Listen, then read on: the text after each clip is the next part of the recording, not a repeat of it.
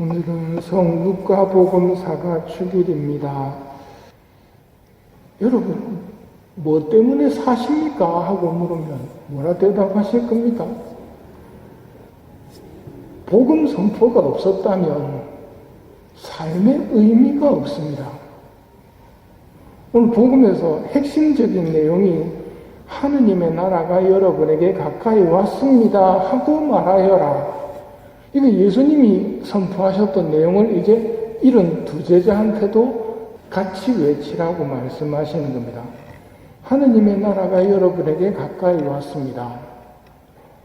하느님 나라가 없으면 이 세상에 의미가 없습니까? 없습니다. 죽을 건데 왜 사느냐고 하면 할 말이 없습니다. 뭐 돈 벌려고 애를 쓰는데 오늘 밤 죽을 수도 있는데 뭐 그리 돈을 벌려고 그러느냐고 할 말이 없습니다. 이 세상의 가치는 하늘나라가 있을 때 비로소 드러납니다. 하느님께서 우리에게 하느님 나라를 다시 열어주신 것은 우리에게 삶의 의미를 주신 것입니다. 그러니 우리는 지금 하느님 나라를 준비하면서 살아가는 시간이 허용되어 있는 겁니다. 하느님 나라, 그 보이지 않는 나라를 준비하고 선포하는 방법 또한 신비에 가깝습니다.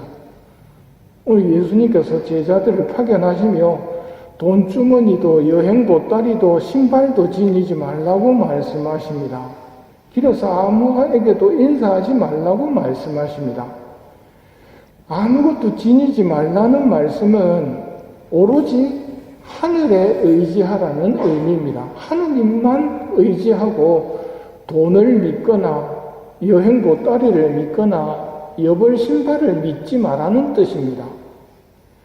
인사하지 말라는 뜻은 인사하느라고 지체하지 말라는 의미입니다. 빨리 하느님 나라를 선포해서 사람들이 삶의 의미를 찾도록 하라는 뜻이거든요. 인간적인 생각하고는 분명히 다릅니다. 돈이 많으면 많을수록 복음 선포가 더 쉬울 것 같고 본당도 활성화될 것 같은데 예수님은 하느님 나라를 선포하는 데 있어서 아무것도 갖고 가지 말라고 말씀하십니다. 그러면 더 복음이 잘 전파될까요? 전파됩니다. 그 어디를 보면 압니까? 이 말을 들었던 제자들에게 예수님이 다시 물어보십니다. 부족한 것이 있었느냐? 아무것도 없었습니다 하고 돌아온 제자들이 말합니다. 아무것도 안 갖고 갔는데 왜 아무것도 없을까요? 하느님이 다 마련해 놓으셨다는 말입니다. 아무것도 가지지 않았는데도 봉사를 할 수 있을까요? 가능합니다. 그 누굴 보면 알 수 있습니까? 마더데레사 수녀님입니다. 사람이 하늘나라 가는 방법 중에 하나가 감사합니다 하는 말을 하는 사람은 하느님 나라 들어갈 수가 있습니다. 그런데 사람이 죽으면서 감사합니다 하고 죽는 사람이 얼마나 될 것 같습니까? 여러분은 죽으면서 감사합니다 하고 돌아가실 분이 몇 분이나 계실까요? 감사합니다 하면서 세상을 바치는 사람은 이 세상에 대한 감사를 통해서 영원한 세상까지도 누릴 수 있는데요. 불행히도 그렇게 감사합니다 하면서 죽는 사람이 많지 않다는 겁니다. 새로운 성소를 받아가지고 마더데레사 수녀님이 인도에 내렸을 때 가진 거라고는 주머니에 동전 한 입뿐이었습니다. 말 그대로 돈주머니도 여행 보따리도 신발도 없었습니다. 그럼 뭘 합니까? 아무것도 없는데 수녀님은 합니다.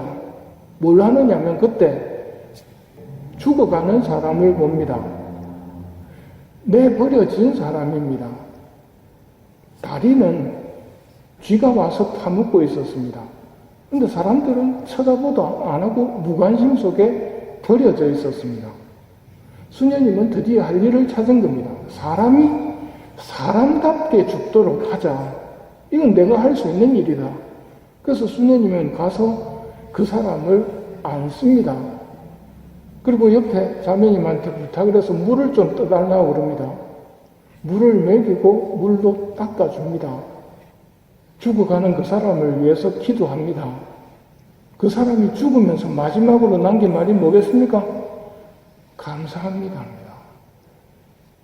돈이 없어도 된다는 말입니다.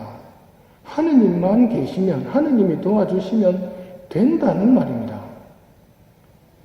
오늘 예수님께서 돈주머니도 여행 보따리도 신발도 지니지 말라는 의미를 잘 새겨야 됩니다. 작은 것 하나도 하느님을 바라보고 하느님에게 청해야 된다는 말입니다.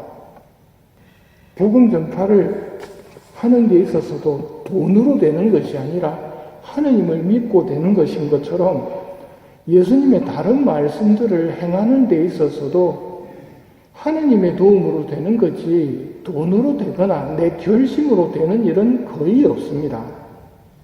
얄미운 사람 용서해 주는 거 내가 결심해가지고 용서해 준다면 그 다음 날이 되면 다시 얄밉습니다.